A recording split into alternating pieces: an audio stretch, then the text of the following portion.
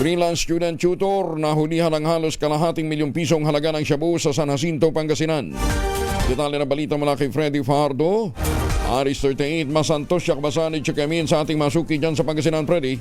Masantos siya kabusan, Kuyang Angel. Umabot sa halos kalahating milyong pisong halaga ng shabu ang nakumpiska sa isang freelance student tutor na 24 anyos, high-value individual na binata at residente ng Pasay City matapos itong masakote sa ikinasang by bust operation sa San Jacinto, Pangasinan. Batay sa ulat ni San Jacinto Acting Chief of Police Major Napoleon Velasco Jr., nagsagawa ng anti-illegal drug operation ang PDIG SOU-1, Provincial Drug Enforcement Unit kasama ang kanilang tropa pasado alas 9 ng umaga sa Barangay Gabel sa nabanggit na bayan. Gamit ang mark money, isang nagkunyaring buyer at binenta ng suspect ng 20 plastic sachet na naglalaman na hinihinalang shabu na tumitimbang ng 70 gramo na may street drug price na 476,000 pesos at agad itong inaresto. Nasamsam sa suspect ang mark money ginamit sa operasyon. Kasong paglabag sa Republic Act 9165, Comprehensive Dangerous Drug Act of 2002 ang kinakaharap ngayon ng suspect na nasa kustodiya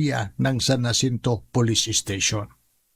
Mula sa Action Radio Pangasinan, ito si Freddy Fajardo, Aris 30, tag-uulat para sa DCR Tuna sa Pilipinas, una sa Pilipinas. Maraming salamat, Freddy.